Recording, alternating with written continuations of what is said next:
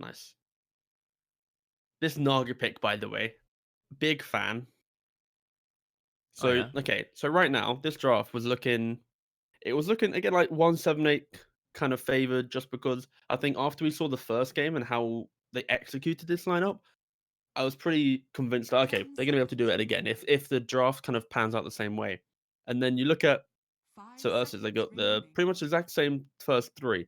And then 178, they countered this disruptor with the Oracle. And in the end of it, they then slap in this Naga. Naga is one of the better heroes for delaying the game and being able to just be present against, for example, this Enchantress. So you can be able to push out your lane. You're going to get to this mid game. And when 178 want to do this kind of death ball run at you, you've got the song for disengage. You're going to have all this illusion spam. There's no illusion killer in 178 right now. So maybe if URSUS, all Radiant they're going to do team now is is back. ban out this key hero that can maybe clear illusions, and then they go swap.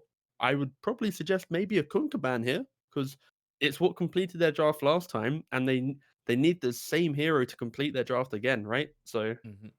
No, I agree. It's definitely the type of thing they'll need is something in the mid lane that has some clear against the illusions for a start. Kunkka offers that. He obviously you can buy accelerates pretty radiance as 10 quick. well. seconds remaining. Exactly. And also right now it's a counter to your team fight, right? The 5 boats, the seconds torrent, remaining. the reduction of damage. Because if you look at Ursus right now, they've got obnoxious amounts of team fight, right? With the static storm. The song can set up the RP or the storm. The overgrowth The can set them other up as well.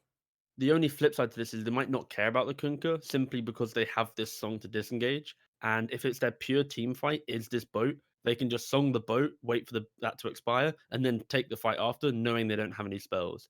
So they might opt to ban maybe, let's say, an Ember Spirit or something that has a little bit more of an active nature, less cooldown reliant, but can just be an absolute nuisance. Because I think 178 showed that their laning presence is pretty strong, and their ability to move post laning phase is very good as a team. So I think sure Kunkka might be the obvious answer, but I think an active mid laner that, of course, it doesn't give you team fight, but it gives you this kind of snowball potential of we're going to run at you and we're not going to give you any space to farm. That's a fair point that the Ember is able to be active quicker across Radiant the map team and pick. yeah, the Okay, Kunkka ban straight there it away. is. Just casual Kunkka ban. I Let's not think the overthink it, arguments lads. like Kunkka is a good frontliner because right now 178 they don't really have a front line. Like Troll is pretty Dire squishy for team the first 20 minutes. Yeah, yeah, of course. It was. Oh, and there's. Ooh, I do like this clock pick. This is a nice. This is if you ever connect onto the likes of Ench and like any of these heroes, they're not going to be able to disconnect from you. The Ench doesn't really buy 4 star. You saw in the last game, they bought Pipe. Rubik can, of course, rush 4 star. That's fine. Oracle doesn't really get the gold too 10 much. seconds remaining. So Even less so now. And also, 5 there's this seconds issue for Troll remaining. right now. As if you hit your ultimate, look at everything that just keeps you locked out, right? You've got the cogs, you've got the kinetic fields. There's plenty of ways to control him and just wait out his ultimate now. So the real question is, what does 178 complete it with? I mean, you mentioned the Ember. Do you still like it here, even after this final mm, reveal? I think I'm just trying to. It's not a matter of the. This clock doesn't do anything for the Ember because No. clock the Ember's Ember favored. It's the idea of what does 178 want. I think they've shown that they through their first 4 picks they don't really care too much about having multiple ways of frontlining. So I think potentially, I think they need to have obviously one hero for the front line and can buy BKB just to be a tankier. So it's hard. It's hard to think. I honestly think Ember's probably the pick. Just a phase drum BKB rush with Maelstrom, and then you just get onto these backlines. It can be really solid. The alternative actually is Timbersaw. Is that banned? Oh, it is banned. Okay, It don't is worry. banned. I think there's So a that concern Timbersaw they don't ban is hit because they buildings, knew though. they wanted Naga, by the way. Okay. Or some illusion here. That's the reason for the timber ban. And Isn't there also it like really a destroys the tree. It's like a big concern if you do go for those options, though. You don't really have the ability to push towers well in 178, right? Hmm. Well, That's my I other big think concern. I think that the troll eventually can, and I think they've already shown that they're confident in their laning phase, but like the Kunkka doesn't really provide any high ground, right? They No, but took good it's team about that fights and ramp then up, right? You want to be able to yeah. push fast, hit hard, sort of thing. And that's why I was wondering, like, do we Lesher, maybe okay, see there we heroes like go. Leshrac, DK? Yeah, Leshrac, okay. Choose your hero. Very cool. Yeah. So they're going to be able to kill illusions throughout the game. They've got the siege. They got the direct enable because again we said this yesterday about Leshrac. Leshrac naturally quite a It's a squishy hero. You want it to have items. If it's by itself, you want items, so some armor items or that BKB after, say, Bloodstone or something.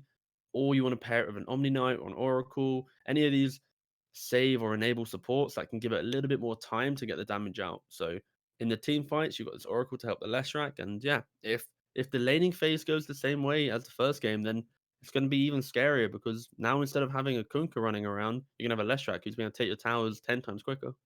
No, absolutely agree. I was sitting here, I was like, was 178? They probably want some sort of tower push. I was thinking, like, is DP or DK good enough? But then, of course, Leshrac, it's just a good counter to these illusion based heroes on top of giving you that tower push.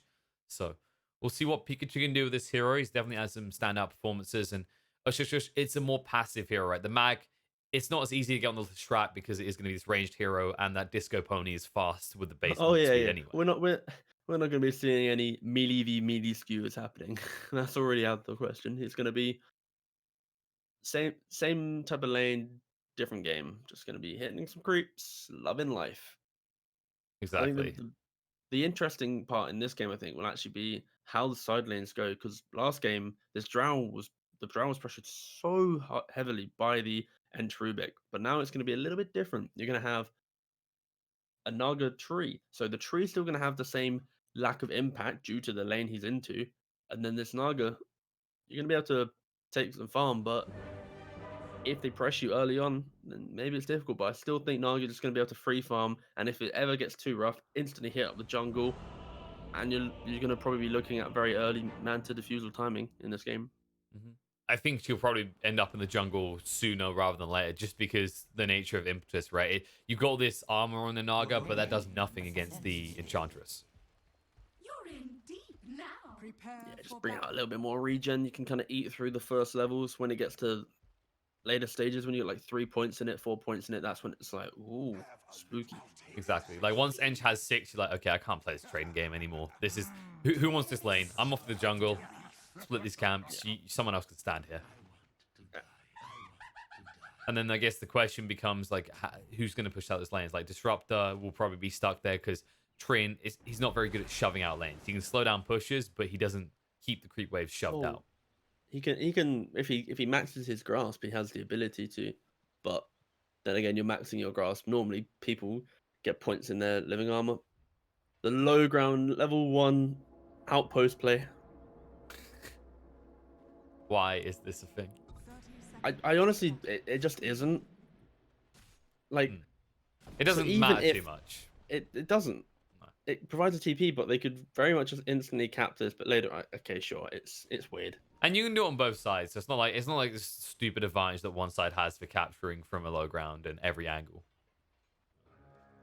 I think the bigger kind of debate at the moment is around why there's an outpost for Radiant in the bot lane and then one in the top lane. Why is there not 2 near where the shrines were, basically?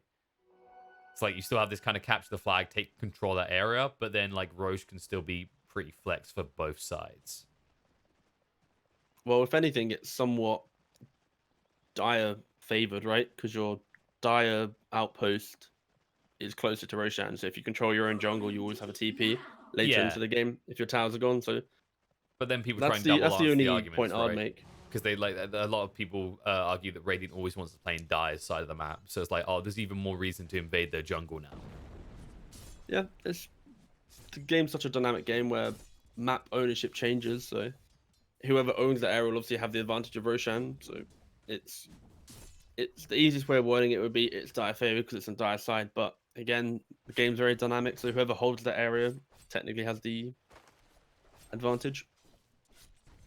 Agreed. And then the movement of that outpost to the bot is like on top of the changes to Ancients, they seem to be trying to actually get people to care about this because it feels like stacking and focus on ancient farming seems to have kind of taken a sidestep with the most recent changes to the map.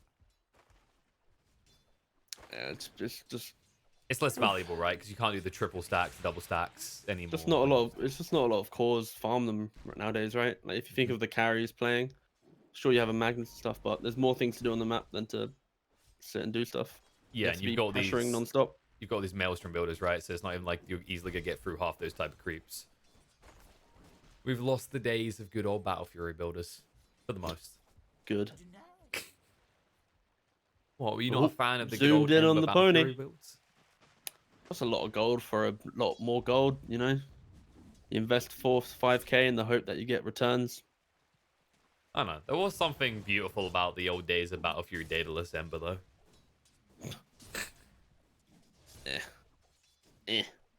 You never miss those ridiculous potential to just kill someone in one spell moments. Like they were ridiculous from a competitive point, but they were good memes. It was cute. Was it good? Yeah, probably, but I like everything being a little bit tailored back, nothing too pointless. I like the heroes buying items, and at 15 to 20 minutes, we're gonna have a real true scuffle. That's great. I hate the idea of we're gonna have everyone's gonna sit back, hold for 45 minutes, 50 minutes, wait until everyone's slotted. We're gonna hit jungle creeps. I need to get XCS. Like, that's boring. Yeah, That's why Battle Fury is boring. Battle Fury made the game boring because you had people just farm. Now people are buying Maelstroms and stuff, active items if they are potentially caught, and they're going in, and it's great. Would you like Just to see like top lane, they're going in. Wow, the back and forth. No one's hard commit. In. Disruptor's going in. Yeah, and as a result, is that a mana? Those mangoes aren't so valuable anymore. I mean, you get less mana out of it. Disruptor, one of those heroes that nerf was definitely targeted at. With these 6 to 9 mango starts on him and liches. True, very majestic. It's 4, but yeah. Yeah, but like you ferry more out. Right. Okay. So it's like by the time you're engaged on the lane, you're like, oh, I got these bounty runes. Great, let me just buy some more mangoes. Shuffling to lane with pockets full of mangoes. But, you know, sometimes those old men have like an orange, but these creepy guys have mangoes. And no, creepy old man, get out of this jungle. All right, good start again from 178. Troll once again. This is definitely a comfort hero for Plantimos. He's proven it time and time again. And all in all, looking at lanes. The clock is a solid lane. They've got another support that has the ability to set up the kills. So Oracle's a very strong laner, especially when you get to like level 3. I was just going to highlight, despite that, though, the clock is doing incredibly well CS-wise. I haven't seen his items yet. I think he might. I wonder if he's done the similar build we see on general a lot, where it's like the 4 braces and the 4 gauntlets into braces and someone give me a tango. I think the amount of CS he has is mainly due to the lane always being pushed into him. They haven't really got off a pull in top lane yet because they're going for kills. The byproduct of going for kills is naturally you draw aggro, which means you push your own wave. So that's why Clock is always playing on the tower. And you can actually see, yeah, as Troll is he's supplementing the farm a little bit with those jungle creeps, 25 as well. All in all, most of his lanes are just matched piece for piece. Like, Naga has a slight lead in terms of last hits over the Enchantress, but a lot of denies and a kill. Bye-bye. Diarara will be able to get away. He's going for the buckler one bracer on the Clockwork. Which I think is nice. You don't need to all in this lane. You need to have a little bit of armor, a little bit of tankiness, and then you need to move on to real items. No, it's fair. I think the idea that like the 4 braces are nice, but if you've got a support that wants to play more further forward and more aggressive like a Disruptor, it's more beneficial to have things like the Buckler so that you can support him in his actions.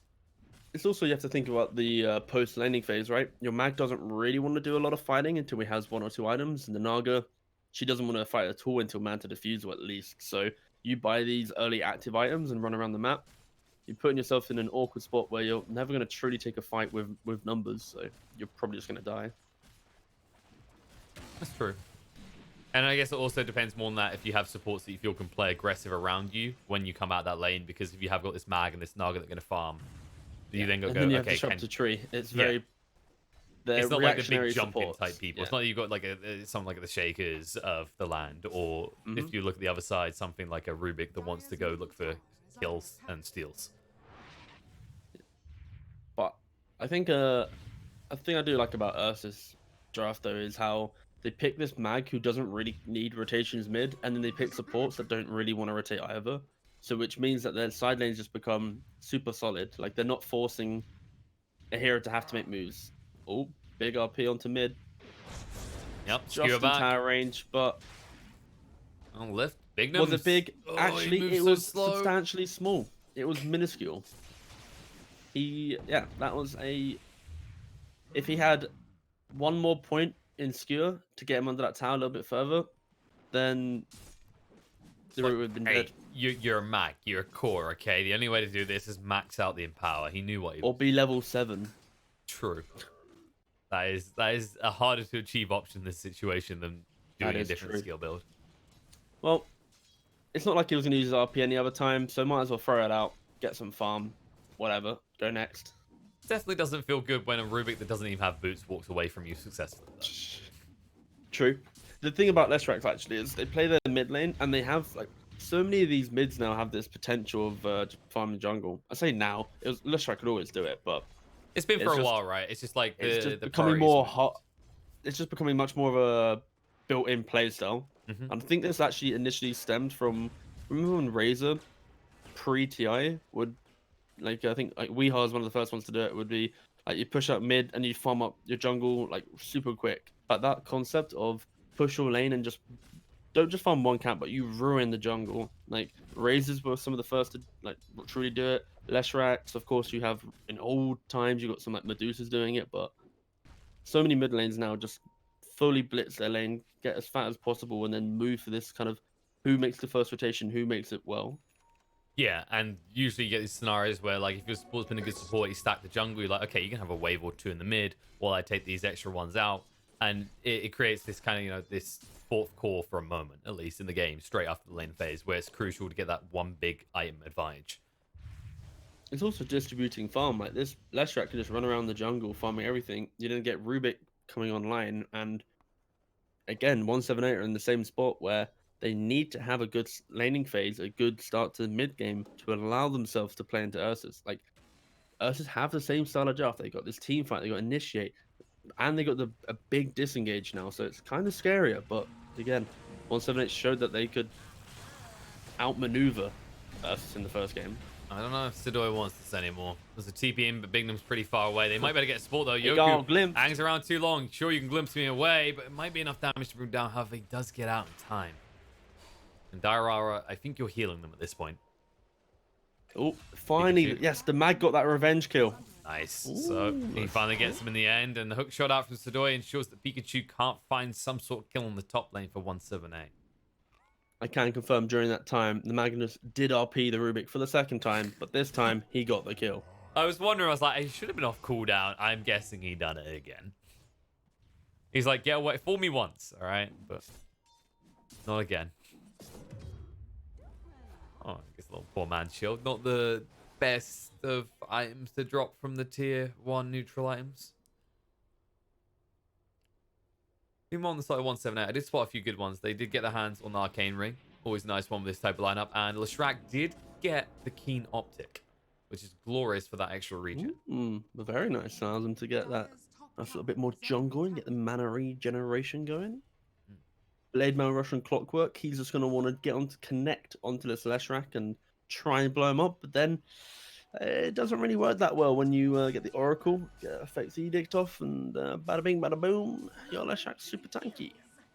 Yeah, you don't take any damage in that situation. I hope you like that, by the way, that analysis. Yeah, bada bing, bada boom. You're trying a few new things. Boy. It's hit and miss. It's more miss, but you know, like a stormtrooper, you don't stop shooting, bud. Just keep going.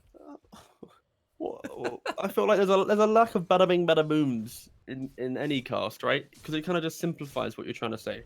Sure, I mean you can go for the classics. This Nugget illusions. He can farm. Bada bing, bada boom. You know, we can now end that point. That's Splish Splash Splosh. There you go. See? What? Oh, we haven't even got the bada bing, bada booms working yet. We can't. Whoa! We can't already go to like phase 2. System to this?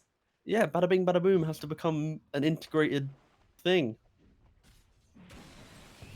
I'm just gonna. Are you just gonna bring back like sayings from the 80s, right? Like from movie sayings. Yes, I will Google them so that I'm aware. Get a whole list. It's like, well, you know, they got that kill on Pikachu, but they made it play top as well, so forget about it. And forget about Pikachu because he doesn't exist anymore, and Yol isn't even gonna die. Chappie may have bitten off more than he can chew. Oh, the Fade Bolt though, Bignum, him the save, and now the save comes out with a false promise. So Chappie just goes ever deeper to find a secondary kill. The turnaround, the vengeance being had. Kill our pony, put it in the grave. We'll stick you alongside it. Sidoi might also go down here. Sprink, and he also screwed himself over with the cogs. Yeah, Oracle doing work, comes in with the ultimate. Saving the Enchantress. Bada bing, bada boom. Good God. Good God, what is happening to URSUS? You'd think they'd be able to take the fight cleanly after Leshrac is gone, but I mean, Chappie just proven why Enchantress has become a force to be reckoned with now is, okay, you use everything on Leshrac, sure, but what about this big glass cannon over here? Check out this one with 2 Yeah, there fronts. are multiple glass cannons in this game. Of course, the troll doesn't that's- get too strong too early, but the other two, they hit hard Yeah. at this stage. But again, it's like the same type of thing. That laning phase actually was a lot better for us. It's like this Naga, of course, is completely different to Drow, where you naturally will find farm no matter kind of your lane, unless they fully invade your jungle. Then fine, and also kind of getting some freebie kills as well. Already got the Big Yasha numbers go complete. down. This is not going to be the quickest Manta timing because again he has had pressure in the lane, but it's now from this minute to around minute 17, 18. If the Naga can find farm on the map with not too much pressure, then it starts getting scarier. But you can see already 178 know this, pushing in the towers, trying to close out the map. They need to try and take away the jungle whilst also keeping their side out. They need to flush out their own jungle, move around, wrap into top tower. In the meantime, they're going to be going for a kill on this Trent as the Yules get some use immediately. They kill onto a lonely little tree. Chappie just making sure that control of the jungle remains dire favored where it is dire colored. You actually see they're already trying to like just control this chunk at the top, but then take control of the Radiant's primary. As we're seeing a recurring theme right now is that actually dire teams tend to just avoid going for this tier 1 top until last. I think it's just about what they need to achieve in the game. So this top tower is, There's less value to Once go you- there now. yeah, it's just like once you take it, what are you really? There's not like an outpost there, so it's you need to take away their jungle, and to take away their jungle, you need to take away mid and bot tower, right? So yeah, top tower has it's lost some of its true flair. It used to be relevant. Feels bad, man. Yeah, it's like there's this cute idea that is good for buybacks into the Roche situation, but hey, just go take their outpost. Even better location, and also starves them with their own. Oracle. It's okay. What's better it's than just one Oracle circle? thing. 2 circles.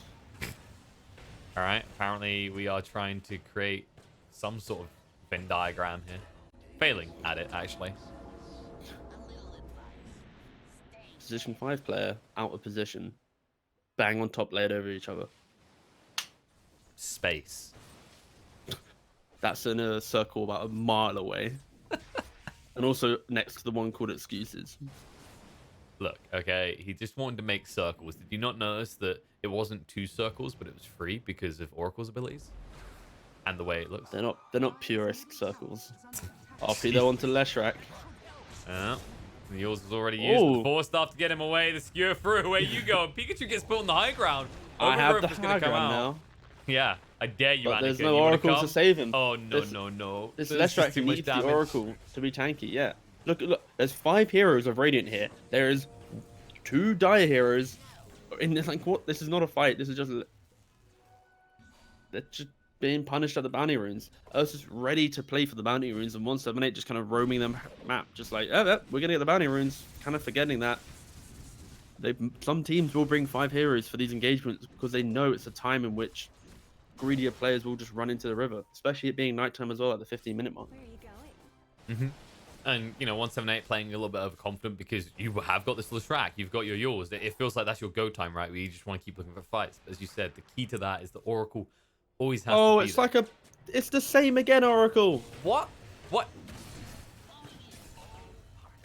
You do not own this part of the map, Oracle, good sir.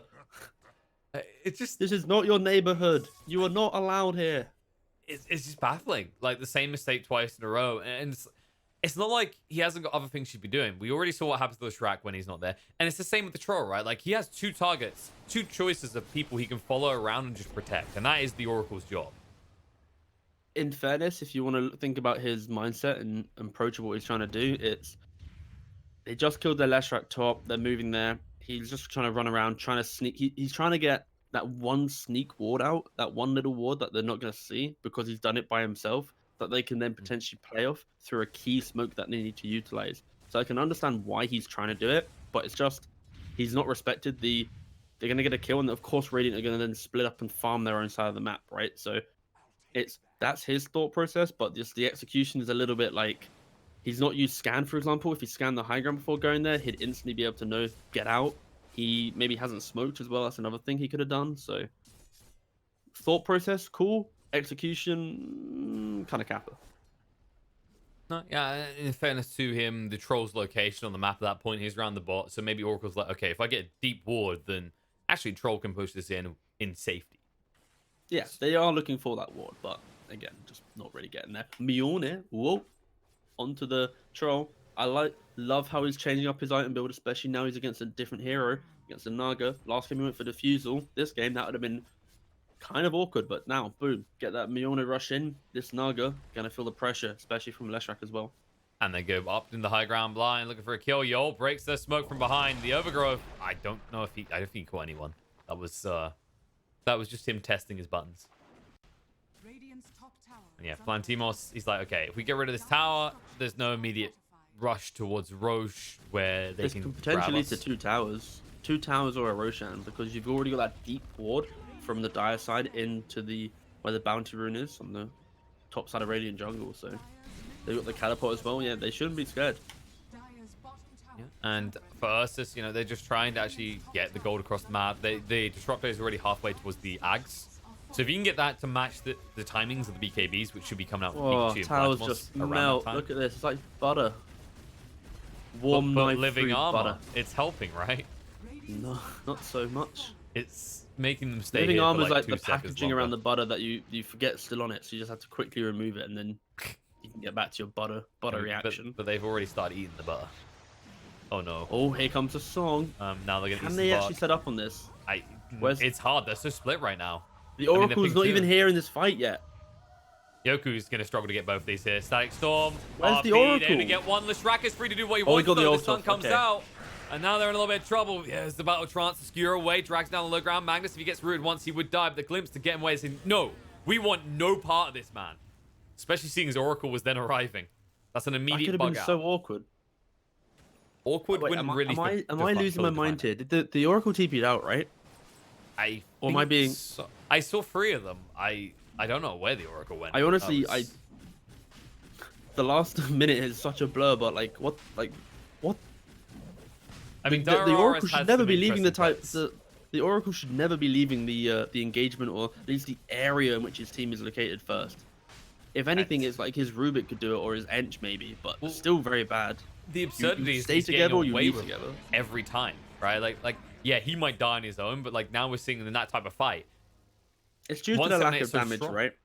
Like, even though the Naga songs, where is the damage? You've got control from Clockwork, you've got control from Tree, but you don't have natural damage. But Chappie TPing in first, okay. But this is what I mean. Like, even though they have team fight, their damage is late. They rely on items for their damage, right? They need high levels and they need items. 178, they don't need items for damage because obviously they've got Enchantress, Leshrac, Rubik, even the Oracle to some degree. Troll's already getting those items now, so 178 are hitting their timings of having damage and the ability to take a fight.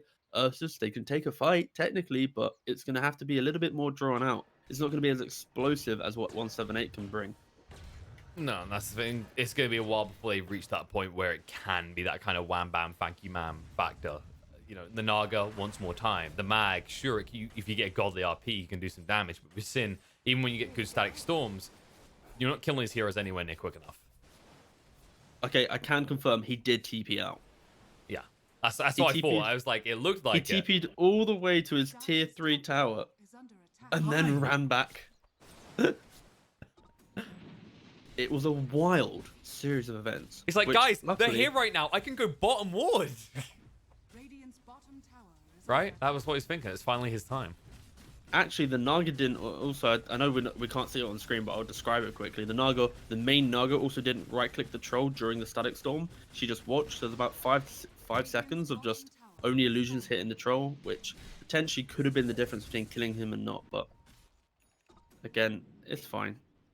Things happen.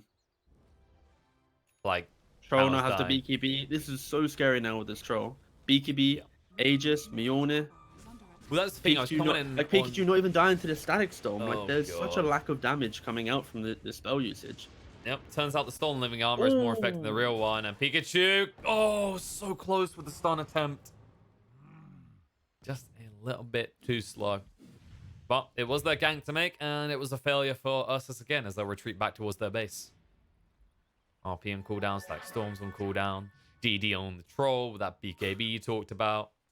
And that's the other thing to highlight here, right? Is he got the BKB a lot quicker because of that fight going poorly for URSUS. And now another fight with the hook shot in. Lift us down to Yoku.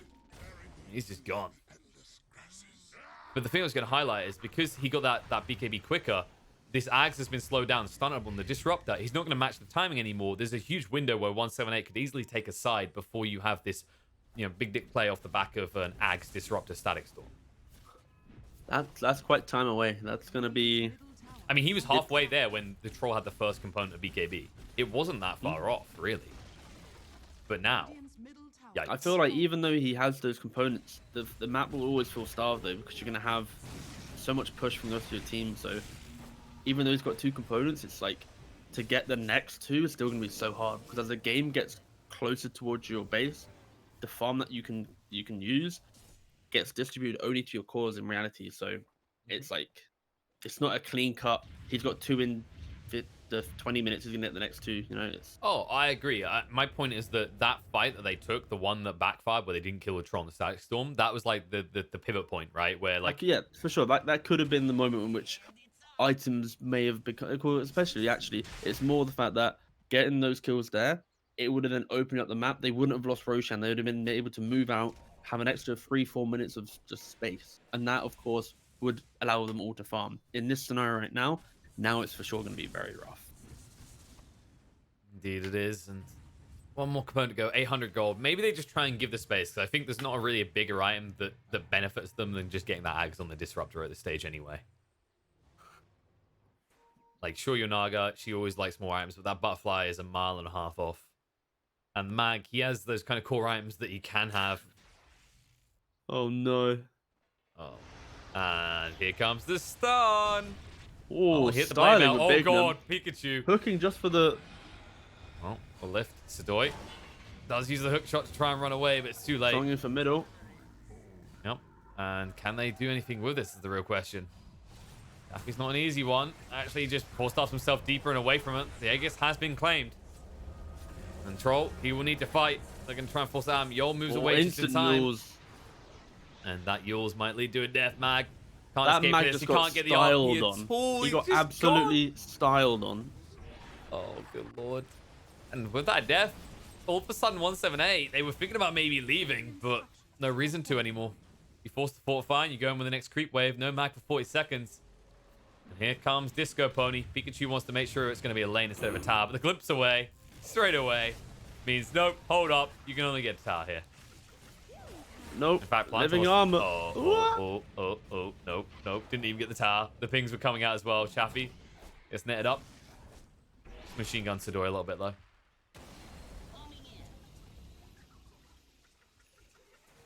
So they hold base. They don't lose that tower in the end, and because they do have the tree, they can of course heal it right back up. They can't do any damage in a team fight, but they can defend a tier 3 tower with illusion, spam, and living armor. So Hey, we've seen this from URSUS before, okay? It worked last time. I think if anything, that mid push, that could have easily been a Rax, but that initial song to catch that push, the Oracle was actually pretty much next to the steps as well, behind the Troll. It's like, you can't be that close to your core when they have this Naga. You need to add an additional bit of range, so that if they song, you have, first of all, you're not caught by the edge of the song, and then if you are caught in the song, they have to run so deep to get to you that they lose their high ground advantage, and they're taking the fight in the low ground where you should potentially have the detection and that ability to take an even fight. So I think just how 178 approached that siege there, I think they just kind of all in for, okay, we're just going to try and take this building, rather than, we only need to chip right now. We don't need to do anything crazy. That's kind of the effect of the treant, though, right? It's like the idea of chipping kind of in your eyes usually goes out the way. It's like, we just need to be in. It needs to be quick, fast, and hard. Okay, we can't linger around here. Otherwise, he's just gonna waste a lot of our time, heal it up again, and we'll be here forever. Yeah. The other thing as well is they actually had Aegis on the troll when they went for that siege. So it's like, even if the troll does dive a little bit, it's like you don't need to dive with him because he's got the second life. You can dive with the second life once you take the tower, but yeah, it was a little bit overextension. But that's also been kind of like the story of most of these these CIS splendid teams. They know how to be aggressive, they know how to win games and throw games, but their ability to go high ground it varies. They remind us of us all when we started playing Dota, right? We weren't focused on killing the throne. We were like, how do I kill heroes? Ah, okay. I was gonna say, I feel like they're a little bit better than when we first started playing Dota 2. No, yeah, of course, but they remind us of our focus in games. Like, we're gonna win by everyone being dead. And, you know, that is one way you can win, but sometimes just the pull back and forth with the Benny Hills theme tune going in the background, making people respond to too many things on their lanes is more effective. As things calm down, this might be an opportunity for URSUS to get out, get in a position, get a deep ward, and be ready to fight around the Roche. Is going to spawn in just under a minute. Die looking just to claim this Roshan and then hopefully close out the game.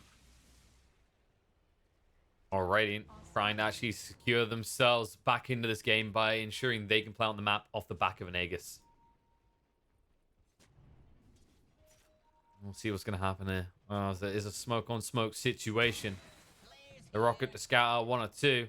He might bait himself in if he goes to the hookshot play. The pings are being thrown out right now. Strack's like, go on. I want you to hit me.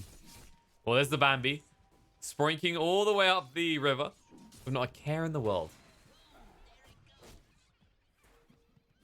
And at 29 minutes in, you can start to feel the tension. With the 5k net worth lead, it's not huge, but these type of heroes are things like the Leshrac, the Troll, hitting up to that level 20 talent soon.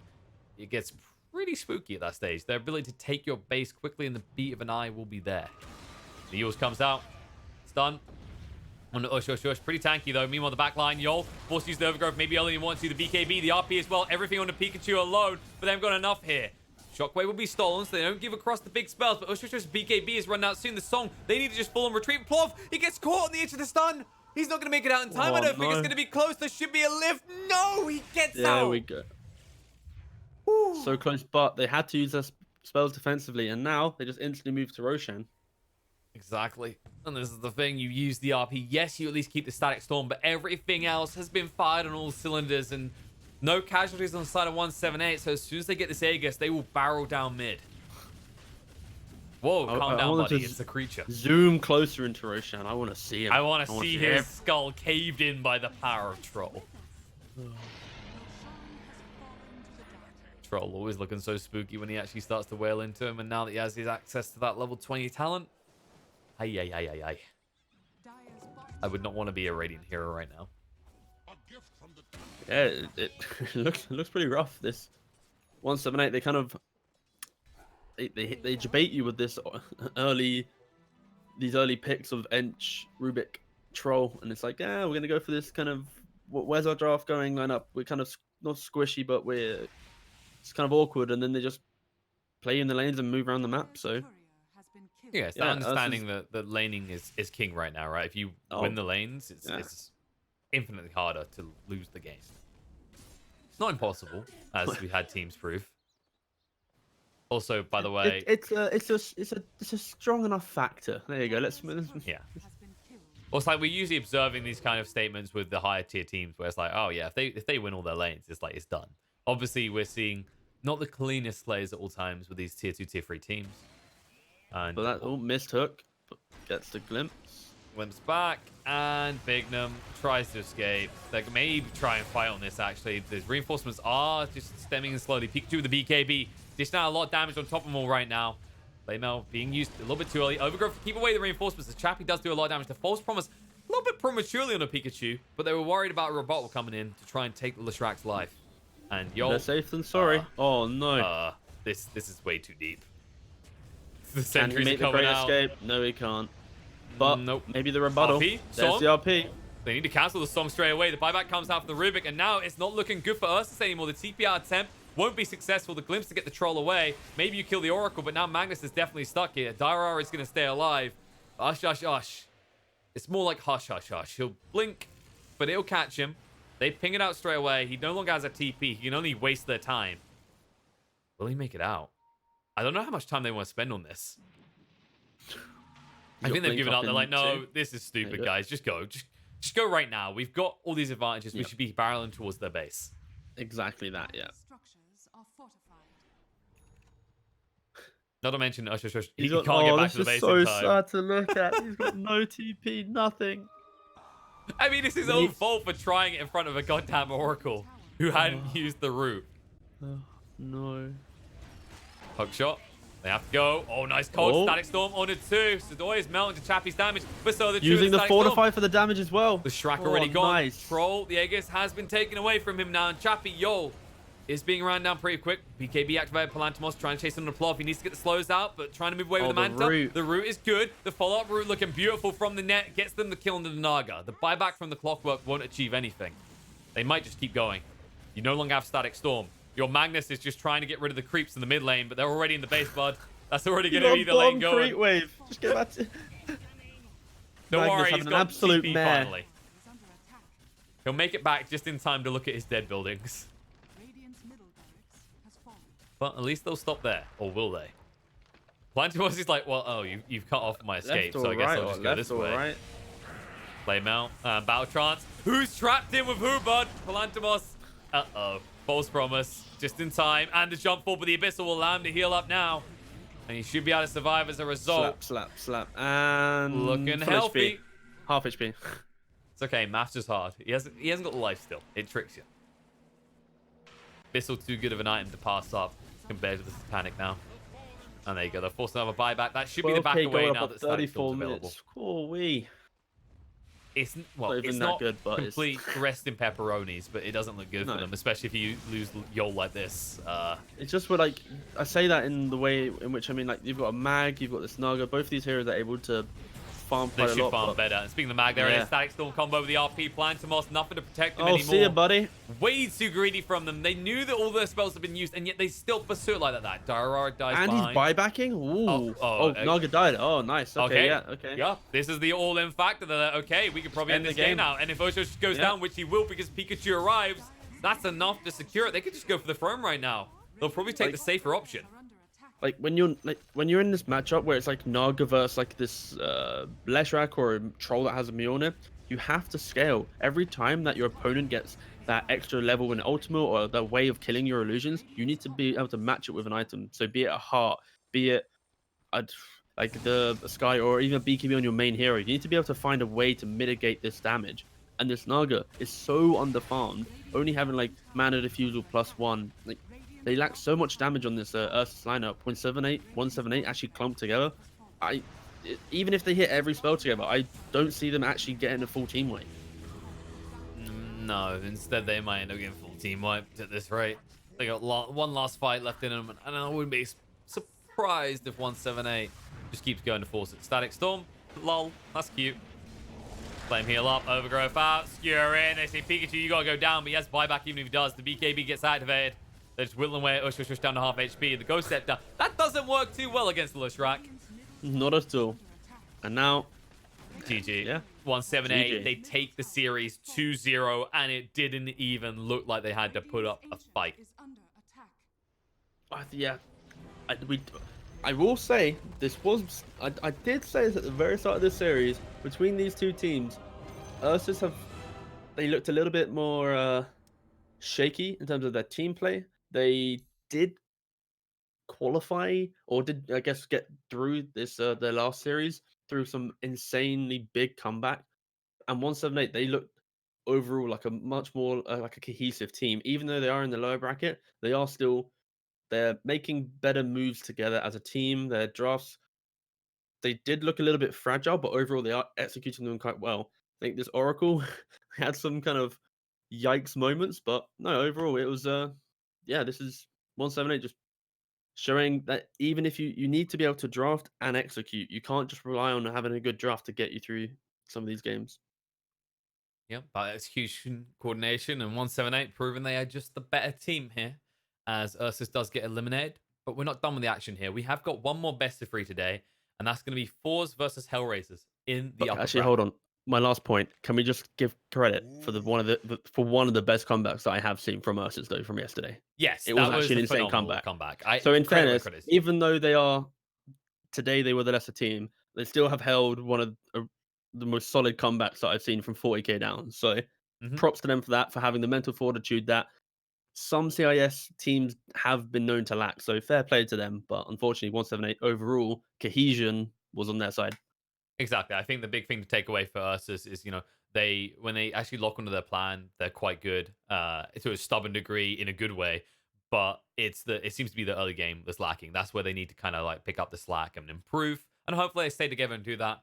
But they won't do it anymore in this tournament. So short break, guys. I'll check how long with the organizers, and then hopefully not too long a wait before we're back with Fours versus Hellraisers.